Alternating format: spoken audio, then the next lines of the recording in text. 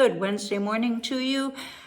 Yes, by the end of the day, you know what I'm going to say. You will be, if you're a regular viewer, you will be 3/5 of the way through the Monday to Friday work week. And I hope that everything's going swimmingly for you and that your project is moving along nicely. Who am I? I am Kitty Andrews with declutterthebrain.com, helping my fellow neurodivergents to basically simplify their space and their brain so that they can focus on the one thing that will skyrocket their daily productivity. We need to get grounded, simplify our lives. There's way too much complication in it, and it doesn't need to be complicated. How do we do that? I'll give you your next one step to take, right, Susan? One step to take in about 4 minutes from now. We're shortening the videos just a little bit. If you're noticing that they're shorter, yeah, attention span can, especially in the summer, right? Our topic this week is simplifying your kids' spaces. Now, why would you want to do that? Number one, to save your sanity when you're looking for something in the kids' room. Save their sanity too, although they're pretty flexible, and also to teach them lifelong habits. And first caveat, please don't try to do it all in one day. Give yourself about a month to do it. Yeah, you could do a quick tidy on the weekend, but for a full declutter, allow yourself a month. And expect some pushback. They're not going to want change, but they'll love it once it's done. That's the funny thing. Don't we all? If you can get a friend who wants to declutter their kids' rooms, then you can do it together and text each other pictures.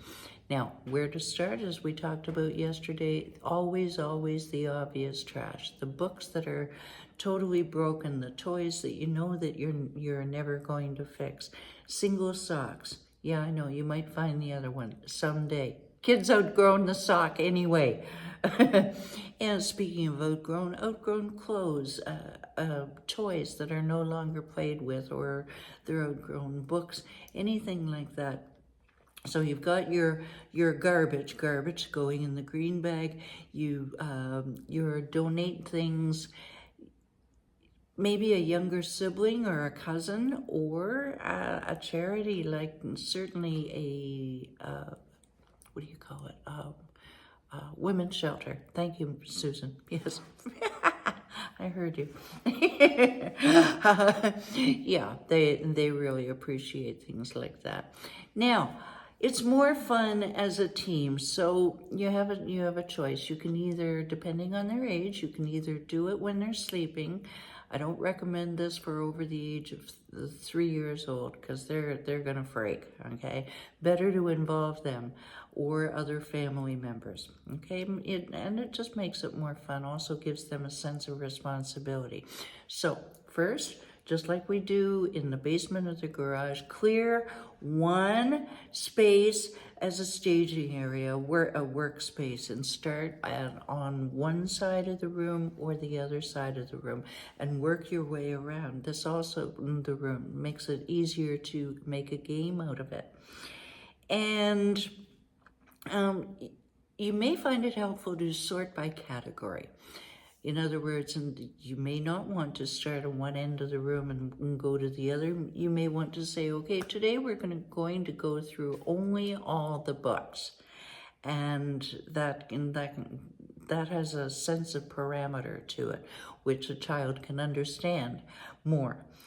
I came across a witticism that kind of makes sense to me.